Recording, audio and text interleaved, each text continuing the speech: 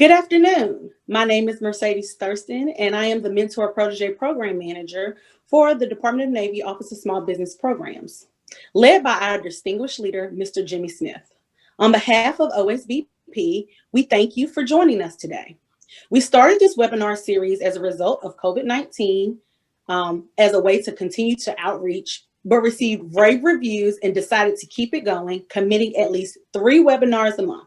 The DON recognizes small businesses are the catalyst of innovation, and we use this platform as a way to attract new business partners.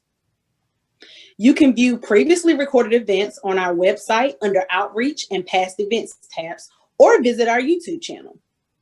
I would like to also direct you to our website at www.secnav.navy.mil/small business, where you can find a wealth of information, including our DON OSBP operations plan, locate your small business professionals, and find information on how to do business with the DON, including command long-range acquisition forecasts.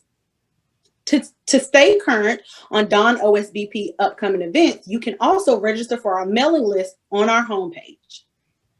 To stay up to date about upcoming industry days, command outreaches, and in general, what's happening across the Navy, I also encourage you to connect with us on social media platforms, including Facebook, Twitter, and LinkedIn. We have an upcoming webinar next Thursday with the Cross Timbers Procurement Center that discusses helping small businesses comply with DoD cybersecurity requirements, including self-assessments. However, today we have a dynamic speaker that I'm so happy to introduce. Mr. Stephen Mapes currently serves as the Director for Small Business Programs with the Defense Counterintelligence and Security Agency and has been with the organization since July 2018. Mr. Mapes began his military career in 1988 at the United States Army Infantry School and retired from active duty in 2009.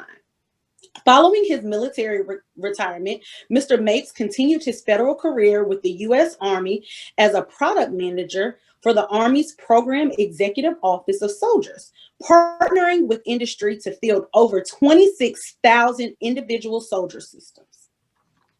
Mr. Mapes has also chaired and worked at the North Atlantic Treaty Organization and was the Deputy Director and Senior Policy Analyst for the Office of the Undersecretary of Defense for Acquisition, Technology, and Logistics. Mr. Mapes is also an awardee and a decorated individual, which includes Commander's Awards for Civilian Service, Department of Defense Legion of Merit, 2 Bronze Stars medals, and a Purple Heart. It is my pleasure and honor to introduce you all to Mr. Mapes. Mr. Mapes, I hand the reign over to you. Oh, good heavens, Mercedes! Thank you so much for that that kind introduction. That was more than I was expecting, for sure. Okay. So I hope I'm coming in okay to everybody. Can Mercedes, can I get a comms check or a thumbs up? You're good. All right, super. Hey, good afternoon, everybody. Let me go ahead and start sharing my screen here so we can get started.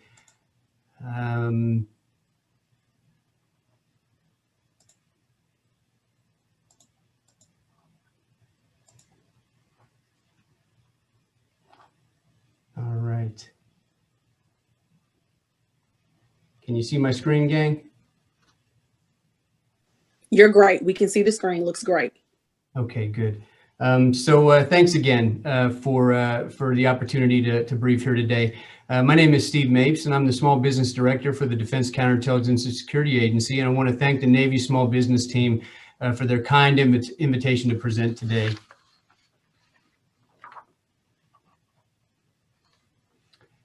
The purpose of today's discussion is to provide an overview of DCSA and to help you understand how to position yourselves to do business with our agency. During our time together, I will update you on our recent agency transformation initiatives, introduce you to the DCSA Small Business Office, and walk you through the facility clearance process for industry partners seeking to compete for classified contracts. Throughout the course of my briefing, I'll pause for questions at key discussion topics.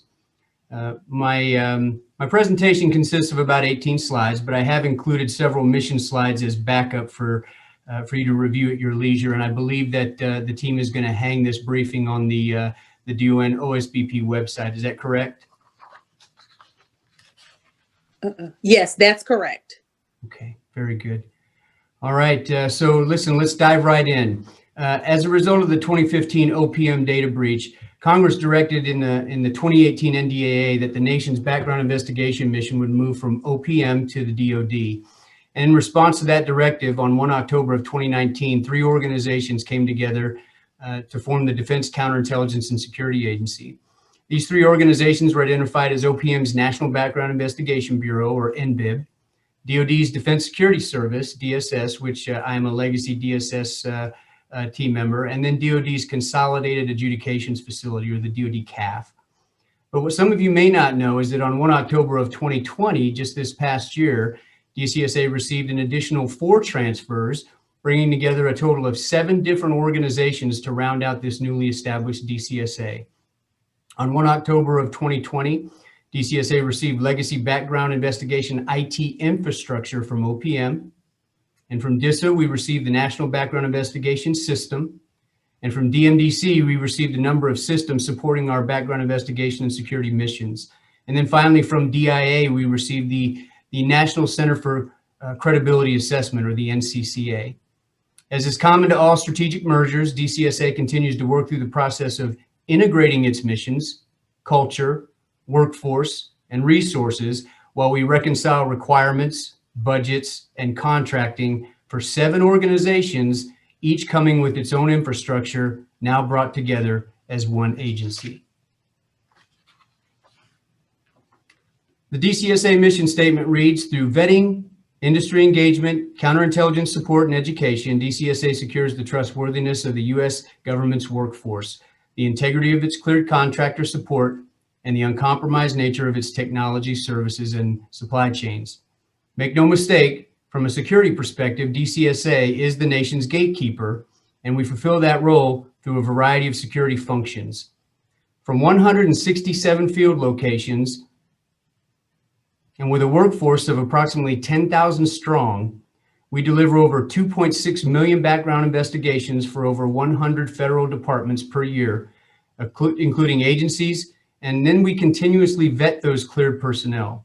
We render determinations on eligibility to serve in national security sensitive and public trust positions, and we identify, assess, and mitigate risk from DoD insider threats. We implement industrial security oversight for 33 federal agencies, approximately 10,000 cleared companies, and 12,500 contractor facilities. We conduct counterintelligence functional services and provide education, training, and certification for U.S. government and industry personnel. So now that you know what we do, here's a snapshot of our of the latest DCSA org chart. You know, to properly illustrate our new organization, the DCSA org chart's been broken down into 2 key areas: mission elements in blue and supporting or enabling elements in gold. Of course, at the top of the org chart is our director, Mr. Bill Lietzau. At the top left in gold, our agency enablers begin with our chief financial officer, our chief operating officer, under which are most of your familiar support functions. And then you'll see the chief strategy officer, under which are most of our strategic transformation functions. And then our program executive officer for the National Background Investigation System, or NBIS. Beginning in blue at the bottom right, I'll start you in the middle and then look at the right there. I'll introduce our core agency mission, starting with our background investigation mission. Our background investigation mission ensures the trustworthiness of the United States government's workforce. Next, our critical technology protection mission provides security services to DoD components, federal executive branch agencies, and select elements of the industrial base. And then you'll see our counterintelligence mission, which conducts CI functional services in support of both our BI and CTP missions. Now move to the left. Underpinning that activity are our mission directorates at the bottom left, beginning with our training division, also known as our National Security Learning Center. Next is the DoD Insider Threat Management and Analysis Center, or the DITMAC. which provides DoD with an enterprise capability to identify, assess, and mitigate risk from insiders. Next is our Vetting Risk Operations Center, which provides full spectrum of risk-based operations to identify and assess personnel security risks. Next is the DoD Consolidated Adjudication Facility, which delivers informed and timely adjudicative decisions for the trusted workforce. And then finally, our regional directors who keep the mission moving from coast to coast. One of the remaining tasks as part of the agency's transfer and transformation is the full reconciliation of regional boundaries and regional offices, which is why you see up in the top left 3 to 4 regions on the slide here. Legacy DSS brought 4 regions to the organization, while NBIB brought 3. We are in the process of examining those regional boundary lines and identifying where we can consolidate and co-locate field offices where it makes sense. But what you see here is our current state. 3 missions with legacy boundary lines supporting our BI, CTP, and CI missions. The number of field offices don't add up perfectly between the 3 missions because in many cases, some of the field offices are already co-located, particularly between CTP and CI. You'll notice that the location of CTP field offices is driven largely by the industrial presence, while the location of background investigation field offices will be driven largely by population of cleared personnel. Now, it's worth mentioning that these field office locations are not necessarily fixed. We will move and we will go to where the mission and the requirement takes us. If you consider DCSA's evolution across a transfer, transition, and transformation continuum, we're sitting at the end of transfer and about midway through transition. The firing pistol for agency transformation actually began several years ago as part of the enterprise-wide change management activity and will continue for a more focused priority over the next few years. One of the more significant transition activities most important to this audience is the transfer and consolidation of contracts and how it affects our agency procurement forecast. It's important to mention that when 7 autonomous organizations come together as one, there will be duplicative requirements and contracts that must be reconciled.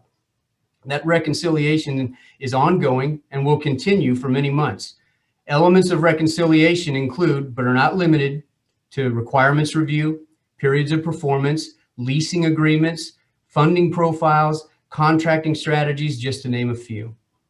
The current version of the DCSA procurement forecast posted on our DCSA small business webpage does not yet take into account much of this reconciliation. However, I will be publishing a new forecast in late January of this month, which will provide a more accurate picture of our agency opportunities. So I'll go ahead and pause there. This seems like a good time to open it up for questions before we transition. We don't have any questions yet. Just as a reminder, if you do have a question, please use the Q&A function and we'll be able to see the questions and answer the questions. Mr. Mapes has made it a part of his mission to stop after a couple of slides to ensure that everyone's questions can be answered. So feel free to ask questions in the Q&A, but currently we don't have any questions. So you're doing a good job, sir. Okay, very good. Thank you. All right, gang. Every slide presentation, particularly PowerPoint, needs an eye chart. So here's my eye chart for you. This is good information, though. As DCSA moves through the transition transformation timeline, the DCSA director has published his top priorities for external and internal agency change. In the coming months and beyond, DCSA's external priorities will be mission focused and are prioritized by the national security impact. Some of these priorities include implementing a risk-based industrial security methodology, and that's something that DSS has had struggled with for many years. Another one is complete enrollment of DoD population into the continuous evaluation. Another one is bring NBIS, the National Background Investigation System, to full operational capability. Implement an enterprise-wide role for CI support, and then implementation of Trusted Workforce 2.0 changes and develop metrics for mission performance. Those are all our external mission-focused priorities, some of them that the director has laid out. Internally, our priorities will be focused on efficiency and optimization, prioritized by mission impact. So even in the internal changes that the director has listed out in his priorities, it's going to affect and impact the mission. Some of these priorities include preparation for the transfer of the DIA SCIF accreditation mission in FY22. That's another mission that we will again take on. So even now, at this stage in our transfer and transition, we're still receiving new missions within the agency. And the next one we will receive is the DIA SCIF accreditation mission in FY22. Reorganization of field operations, which is what I just talked to you about nationwide. Finalize the working capital fund cost management policy. Establish automated acquisition workload and ingest and tracking systems so we can get much better at our acquisition process. And then field the Defense Information System for Security, the DIS system, and then sunset JPass in April of this year. And I know that impacts a lot of our industry partners. Leading all this change from a small business perspective is the small DCSA Small Business Office. But don't let the name fool you. My office is comprised of 4 government billets, 3 of which are vacant. So you're looking at the office right now. The DCSA Small Business Office has not been insulated from the impact of these strategic transformations and growth. My office is making the transitional adjustments necessary to keep pace with this agency's growth, this explosive growth that we have had over the course of the last couple of years. Not only agency growth, but modernization as well. And in the coming days, I'll be releasing job announcements on USA Jobs for my deputy position, procurement analyst, and admin specialist. All of them will be small business professionals. At full strength, my office will be able to more effectively and efficiently respond to industry RFIs and then advance our agency transformation priorities. So about 3 months ago, shortly after I took the seat here at DCSA as the Small Business Director, I sent an introductory email to my small business stakeholders throughout industry and laid out my goals and objectives. And you'll notice that the goals I've established for this office trace not only to the DCSA Director's priorities, but also to our national defense strategy. They include, but aren't limited to here, align my small business activity to emerging agency strategy and change, expand and educate the industrial base across the DCSA enterprise, and strengthen partnerships. A few important objectives within those goals include publishing and maintaining an accurate forecast. I know that probably hands down the most important artifact from any conversation that I'll have with industry is the forecast, and rightly so. That's how you actually partner with the agency and then know what those opportunities are. Provide responsive access. That's important to me. And as much as I've tried, I haven't done as good a job as I need to, as I want to on that front, just by virtue of the volume of emails and requests that I receive from our partners. As I build the team, I will be better able to respond to all of those questions and RFIs. And then better leverage partners like DLA's PTAC. That program is up and running, well oiled. I want to understand how we can partner better with those kinds of enterprise-wide partners and advance the agency's mission in those partnerships. And over the coming weeks, I'll be introducing automation to my market research as well, in an effort to better identify qualified small businesses that can satisfy emerging requirements. But before we dive into FCLs, I want to pause there for any questions. Perfect. We definitely have a few questions that have come in. The first one being, does vendor need to have a prime past performance to bid work at DCSA? Well, past performance is always helpful, particularly given the nature and the sensitivity of some of the work that we do. So it is considered as part of source selection for sure. I think that's your general contracting action is past performance always helps. That's why we have CPARs. That's why we grade and assess our contracting partners. So it does give you an advantage. Is it a requirement? Not necessarily. It is up to the best judgment of the source selection panel, of the contracting officer, but past performance is always helpful. Okay, perfect. Thank you. Next question. This is for a company that's a small business set aside or that holds a prime vendor contract with DLA, which was a small business set aside, and they're interested or want to know if there's a point of contact within the acquisition department at DCSA that they can introduce themselves to. It's a great question. So the DCSA director has funneled all agency outreach, both large businesses and small, to my office, and so I would be the entry point for virtually all of those engagements, and then I could direct you to the right people. Now, those engagements may be a 2-minute phone call, or they may be a 30-minute session where we just talk about your agency or your business capabilities. It really depends on what you're looking for. So I think the best answer for now is you'll have my contact information from this presentation. Reach out to me. Let me know what you'd like, and I can point you in the right direction. And if it is someone in our contracting division, I'll make sure that you get introduced. Okay. Next question. Looks like this company has been told by their peers that they should have a separate location that handles contracts so that they can obtain the clearance for employees. Is this true, or do you have any other suggestions? And I'm not sure if you're getting ready to kind of tap into that, and if you want to kind of address that in your further presentation, or if you want to answer that question right now. Maybe you can help me with a little clarification. Is the question a separate location to handle contracts?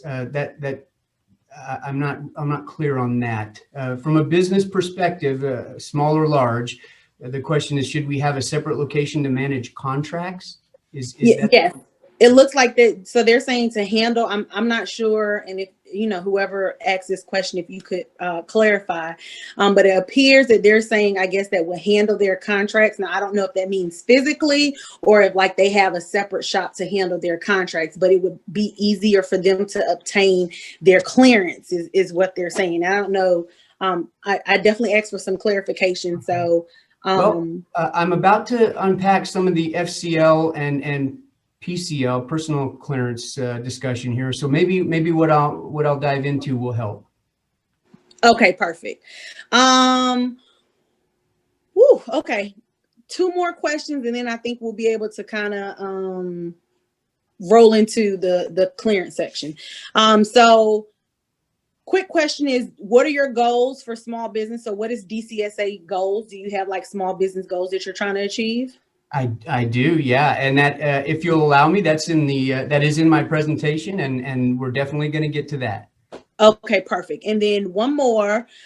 This is a non-traditional DoD provider of innovations and prototypes. It looks like they're interested. They don't have any contract vehicles. Do you guys do OTAs within DCSA?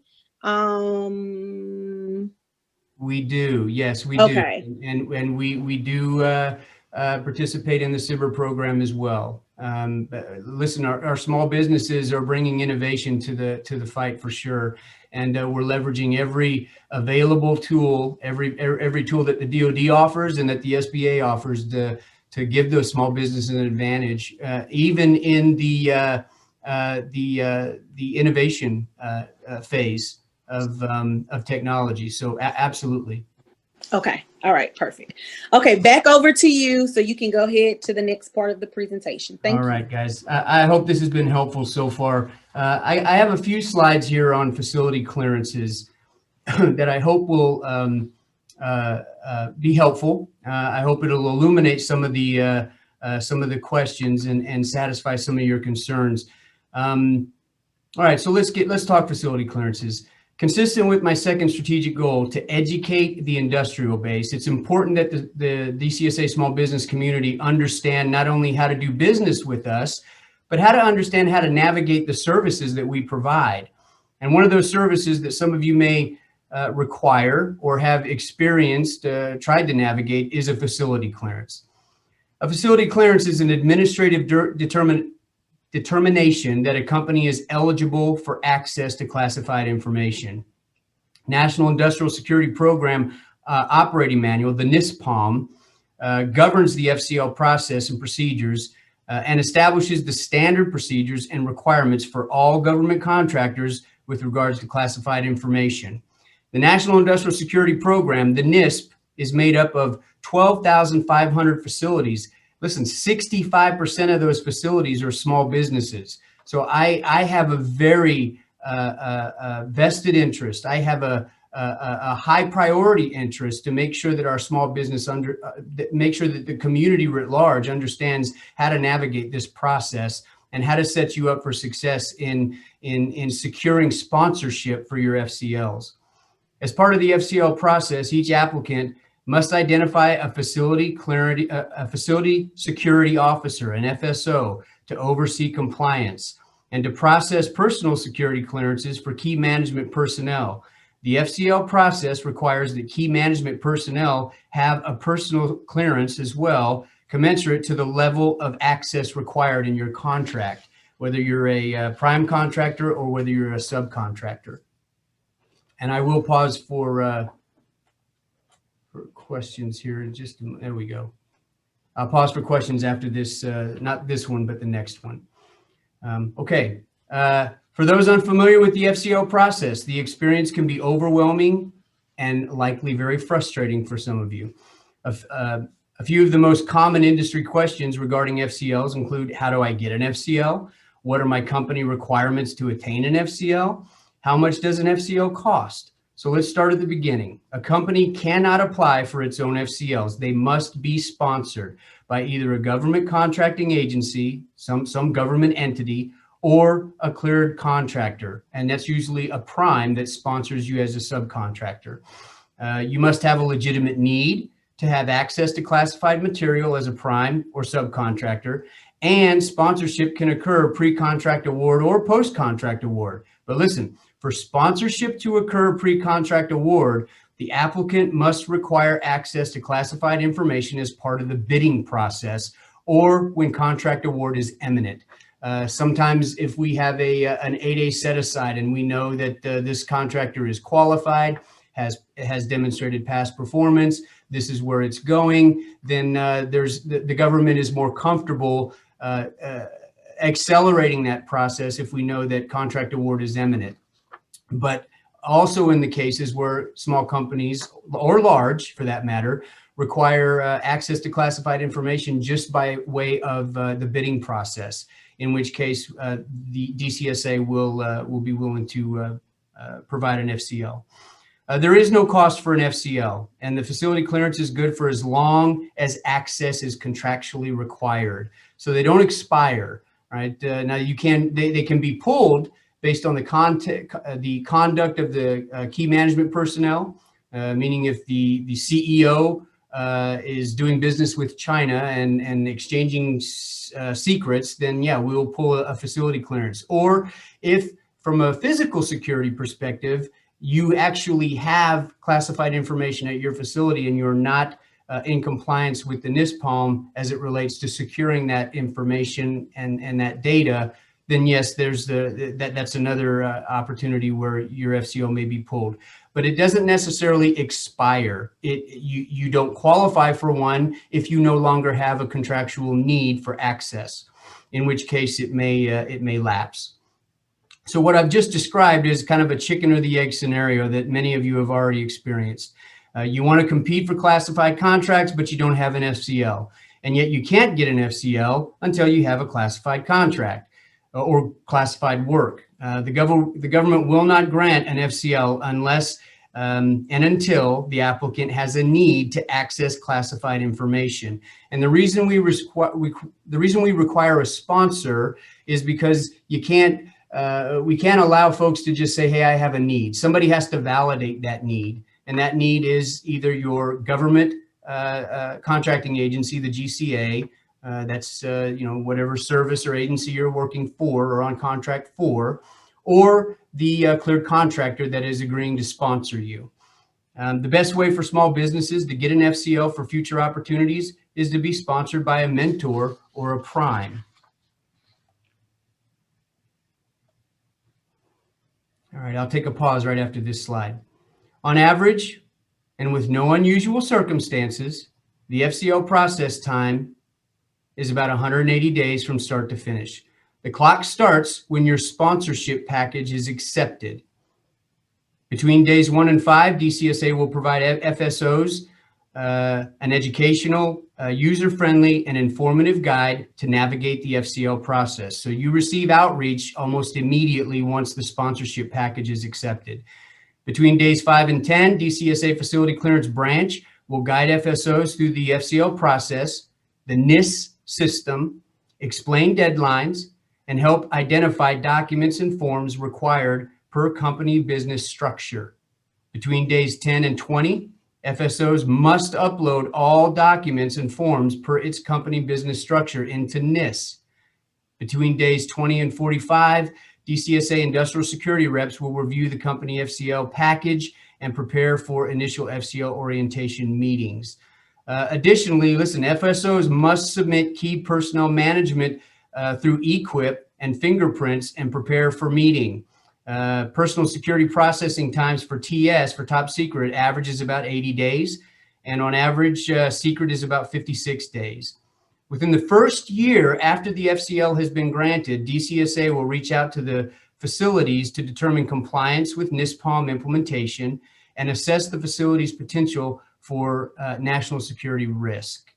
Okay, what very important here, if you take nothing away regarding FCLs from this briefing, that link at the bottom is probably the most important resource that I can provide you today if you're interested in facility clearance education.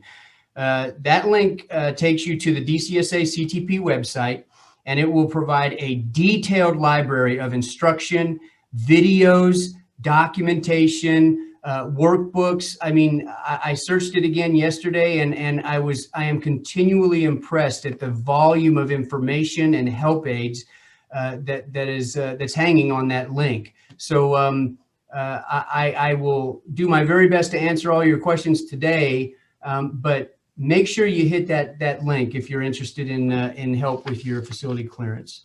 Okay, let me pause there. What questions do we have? Okay. Is an FLC a discriminator for DCSA contracting opportunities?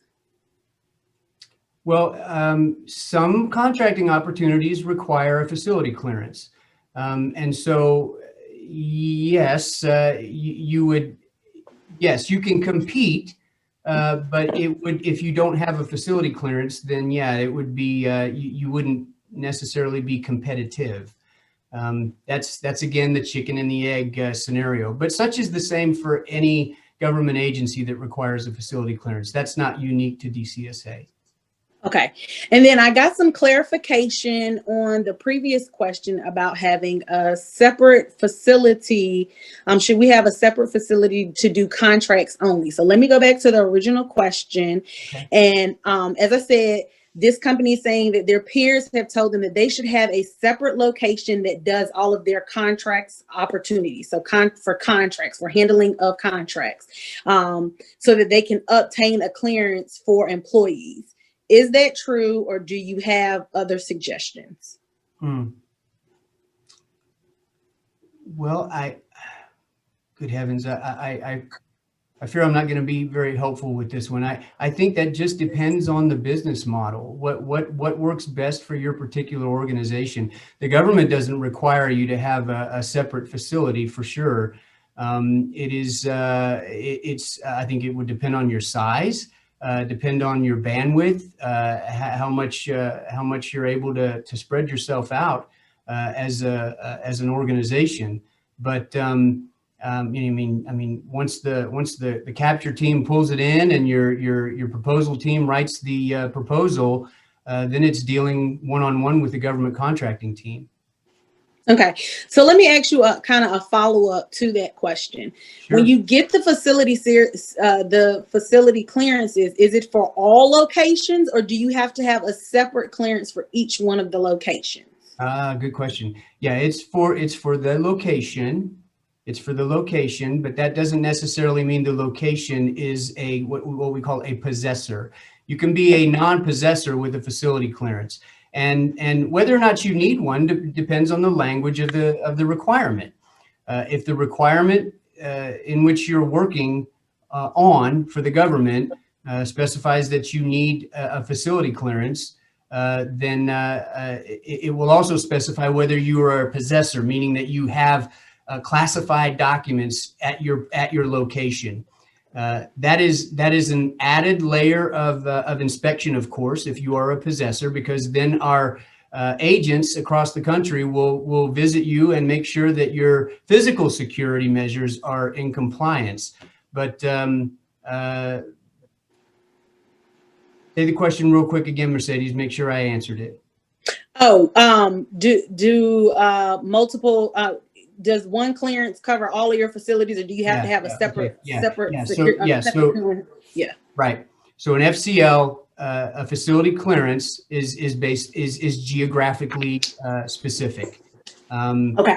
Particularly if you are a possessor, especially if you are a possessor.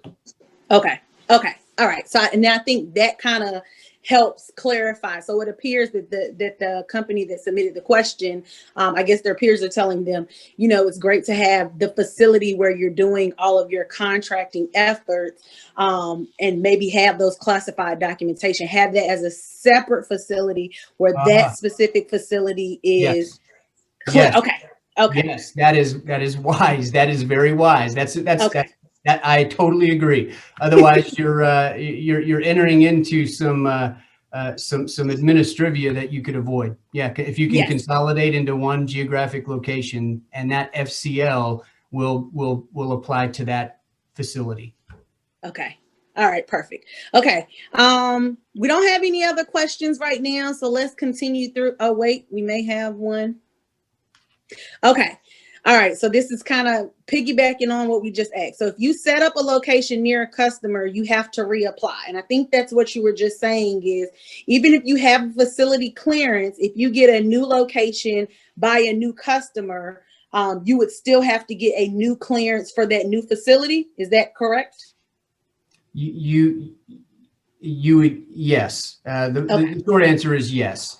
But if the company has one and you're a non-possessor, and there's no, for example, if you have a facility clearance and you're providing service support to a contractor, then you just work with the DCSA facility clearance branch and let them know, and they will update your database. They'll update your details. Okay. Is the time frame different if you already have facility clearance and you're just adding another facility? Or is it the same? Is it the same time frame that you just kind of went over? Well, if you're applying for a new one and if you already have one as a company, then it's a lot faster, because then it's just everything has been vetted. Your key management personnel have been vetted. If you have, for example, if you're opening up a facility in Dallas, then everything will go. Most of the work is done. All the vetting. Most of the vetting, particularly for key management personnel, is done. If you are a possessor, if you're going to store classified information in Dallas, then someone has to come out and inspect that facility to make sure that it's compliant. But yeah, if you've already got an FCL as a company, it does go faster. Okay. Are the FCLs established by cage codes? Cage code's part of it. Yes, cage code. Yes, yes, absolutely. Cage codes are definitely part of the FCL for sure. Okay. So, so then part two to the cage code question is if a company has multiple cage codes based on their, or can a company have multiple cage codes based on their locations throughout the company?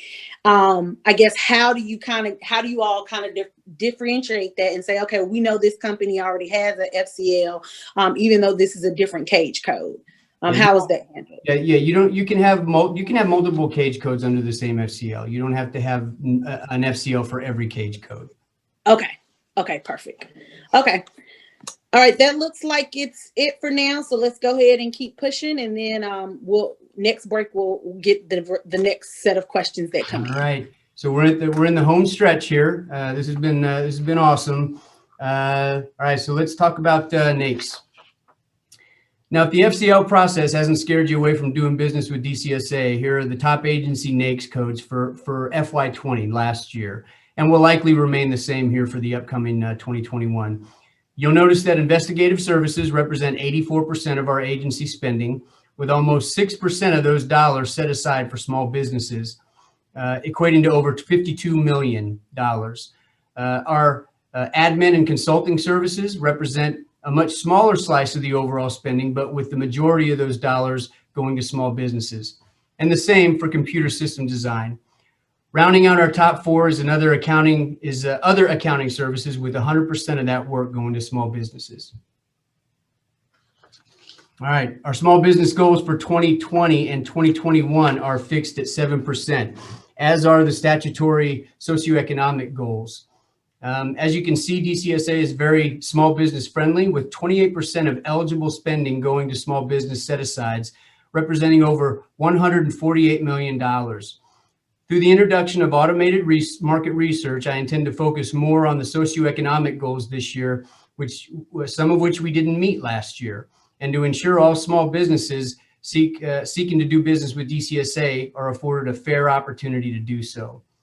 So as the nation's largest security agency, I want to assure you that DCSA is grateful for our small business partnerships, and we'll continue to seek out qualified small businesses to partner with, and to ensure the trustworthiness of the United States government's workforce, the integrity of its cleared contractors, and the uncompromised nature of its technologies, services, and supply chains. The best way to stay connected to DCSA opportunities and updates is to be on my monthly distro list. So if you're not on the DCSA Small Business Distro list, please send a note to the small business mailbox below, or drop me an email, and we'll be sure to get you added. The next best way is to track the DCSA procurement forecast. As I mentioned, the updated version will be posted at the end of the month, and many of you already have the 2020 version currently posted on my website. But the new forecast will represent the true landscape and updated procurement opportunities. Going forward, my goal is to update that forecast at least every 6 months, working toward a quarterly update. And I want to assure and ensure that you have the most accurate information so that you can make the best business decisions possible. All right, some upcoming events that you may have heard of or may be interested in is at the end of January. As I said, I will be releasing the new DCSA procurement forecast. On 4 February, I will host the first 2021 DCSA Small Business Webinar, Doing Business with DCSA, and the Navy Small Business team can help you with that information. And then 10 to 11 February, I will host the DCSA will host its 2021 Virtual Security Conference for Industry, and the theme will be Back to Basics. All right, and all of that information can be found on the DCSA website. Okay, that's all I have for you guys. I open the floor to any other follow-on or closing questions. Okay, so for the participants who are still online, I just want to let you know that in the chat, we did put the information so that you can request to be added to Mr. Mate's the website, and get access to all of the links and things like that he just discussed. So the distro request and the DCSA website are all in the chat feature for you all to see. Okay, let's get to the questions. Okay, how likely is it that I'm assuming DCSA would issue a sole source contract if it was for a socioeconomic goal you did not meet? We subscribe to all of the available opportunities and tools that are afforded to us. I mean, if we can leverage the 8A direct award program, we will. And we do it as much as we can. Now, our director does have a preference for competition. So if it was an 8A, let's say an 8A company had an opportunity for 4 years, maybe 5, maybe base year and 4 option years, and it was a sole source, and it was a legitimate direct award in accordance and in compliance with the statute. Our director wants to make sure that we open that opportunity up when that contract comes open again. Even though that company may still be in the 8A program, we want to make sure that we scour and scan the landscape to make sure that there are is there another 8A company that could take advantage of that opportunity as well? So I guess what I'm saying is the incumbent 8A is not guaranteed the follow-on opportunity without revisiting whether or not there are other 8As that could do the work. Now, it still may be an 8A direct award, but we need to see if there are other 8As who can do the work after the periods of performance have expired. Okay. Next question.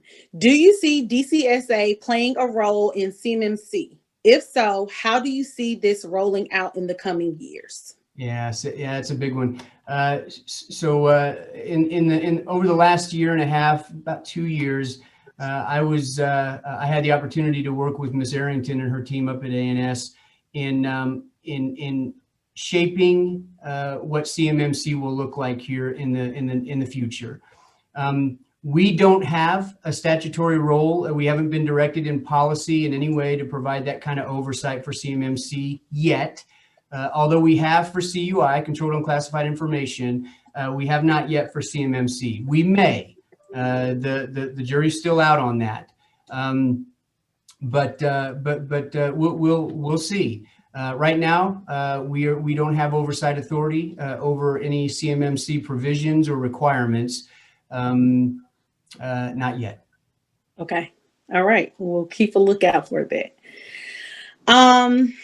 If you have a SBIR-based solution from another agency, but the solution has applicability to DCSA, could a phase 3 sole source contract be awarded with DCSA? Absolutely. I mean, that's the purpose. That's why SBIR has those phases. If it's at phase 3 and it's at that level of maturity and it meets our requirement, right? I mean, that's the key. It has to satisfy the requirement. I mean, phase 3 is better than phase 1 for sure. Right? That just demonstrates that it's at a greater level of maturity. You've taken the ball down the field and demonstrated some success. So yes, absolutely. We don't have to be we don't have to birth it. It doesn't have to come from us at phase 1. We'll if it satisfies our requirement, we'll certainly take it on into phase 3. Perfect. Okay, next question. What is the relationships between FCL's facility clearances and personal clearances, as some RFPs specify that personnel have to have personal clearances? Primes and RFPs are asking that staff be personally cleared. So how do we start getting our personnel clearances versus the facility clearance? Can you give us any insight into that? Yeah, so anyone can start going into eQuip and start answering the question and taking the survey or taking the filling out the questionnaire. But when it comes to actually funding the clearance, that is the responsibility. First of all, if it is tied to an FCL and it's key management personnel, then that's DCSA will take care of that. All right. But if they're separate and there is a contractual requirement for clearances but not an FCL, then the requirements owner or the GCA, whoever you're on contract with, they're on the hook for that. They have to fund that. No one, the industry doesn't pay for it if it's contractually bound. Every service has an appropriation for security clearances every year. All right. Now, there's been some talk about charging industry for security clearances in the future, but that hasn't happened yet. This is I've addressed this question with a lot of frustrated small business partners over the last year or so, and I feel your pain.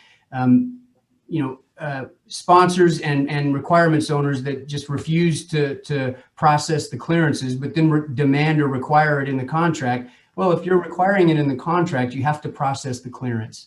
I mean, that's how that is supposed to work. It doesn't always work like that. And sometimes there's just confusion on who's responsible for what. But the law is pretty clear on who's supposed to be doing what in these cases. Great. Do you have any preferred vehicles, contract vehicles? GSA is a great friend. GSA has, I mean, this is their job. So STARS, OASIS, these are great vehicles to use, particularly for small businesses. I leverage GSA market research people and tools to see who's in the ecosystem. And just because GSA helps me with it doesn't necessarily mean it's going to GSA. GSA has some awesome market research professionals that just knock it out of the park. Dealing with one now for a Boyers, Pennsylvania initiative, and they are experts in their craft. Yeah, I'm a fan of OASIS and STARS for sure. Just to name a couple. Okay. Okay. Well, I think that's going to. Oh wait, we just got one more. Do past personnel discretion, such as an old felony, substance abuse, etc., keep clean individuals from ever earning security of TS approvals? Do you have insight into that? Great question. Yeah, great question. So the answer is not necessarily, and that's where the consolidated adjudication facility comes in. I don't want my high school past up on the screen for everyone to see, and I'm sure that most of us don't. Right? We had some quote unquote wonder years, and that's what the CAF is for. The CAF takes into account past records, past history, whether that's an arrest, a felony, a bankruptcy, whatever it is. And how does that paint that portrait of trust for that individual? It may be a disqualifier, depending on what it is and depending on what we need this person to have. For example, if you're arrested for espionage, it's likely that we're not going to give you access like ever again to government secrets. But if it was a DUI, well, the CAF will adjudicate that. But no, it's not a hard, fast rule. All right, that's what adjudication is for. Character comes into play. It really does, and that's why the CAF is so important to this process. Okay. All right. And this will be our last question for the day. You mentioned GSA vehicles. What are your thoughts about GSA MAS? Don't use it as much. Don't use it as much. Not as familiar, but as I shared with you, I'm just getting in the seat here as the director. I welcome any feedback on kind of where to orient my research gaze. Not as familiar. I'll just leave it there. Okay. Well, Mr. Mapes, we want to thank you so much for your time, energy, and efforts that you gave us today. You've answered a lot of questions and definitely provided a lot of information for us. So thank you for joining us. Thank you all out there for joining us today. And if you all have any recommendations for topics you would like to see presented, please forward to us at the OSBP website, OSBP email, which is osbp.pao@navy.mil. And until next time, stay safe and stay healthy. Thank you. Thank you, guys.